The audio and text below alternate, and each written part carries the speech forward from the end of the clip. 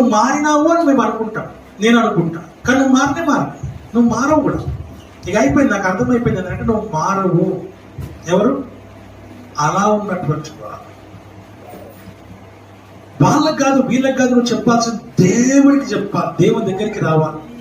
ఎక్కడికి రావాలా? దేవుని దగ్గర రావాలంటే మందిరంలోకి వచ్చి ప్రార్థన చేయమని కాదని చెప్పేది. నువ్వు ఎక్కడ మోకరిస్తే అక్కడ ఉంటాడు దేవుడు. నువ్వు మోకరించిన దగ్గర దేవుడు ఉంటాడు. నువ్వు ప్రార్థన చేసే దగ్గర దేవుడు ఉంటాడు. ఆయన నీ ప్రార్థన వినబడే ఉన్నాడు అన్న సంగతి జ్ఞాపకం చేసుకో. నీ ప్రార్థన నువ్వు ఎప్పుడు చేస్తావా, నువ్వు దేవుడి దగ్గరికి ఎప్పుడు వస్తావా, నువ్వు ఎప్పుడు మోకరిస్తావా, ఎప్పుడు ఆయన సన్నిధిలో నువ్వు విజ్ఞాపన చేస్తావా అని ఎదురు చూస్తున్నటువంటి దేవుడు, నువ్వు మోకరించి నిలబడ దగ్గర ప్రార్థన చేస్తే నీ ప్రార్థన ఆయన ఆలకించువాడు, నీ ప్రార్థనకు ఆయన చెవియగువాడు, నీ ప్రార్థన ఆయన వినువాడు, నీ ప్రార్థనకు జవాబు దయచేయవాడు, నీ కన్నిని చూచువాడు అయినాడు, నీ కన్నిని ఆయన కవిలో దాచుకునేవాడు అయిన సంగతిని నీవు జ్ఞాపకం చేసుకోవాలని దేవుడు వాక్యం సెలవిస్తాడు. Whenever you cry in the presence of the Lord will answer. He will accept your prayer. He will give you the answer.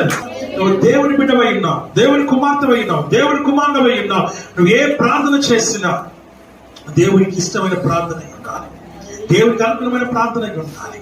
నీ సమస్యల్లో నువ్వు ఏం చేయాలంటే దేవుణ్ణి అడిగారు, అయ్యా నాకు నువ్వు కావాలి.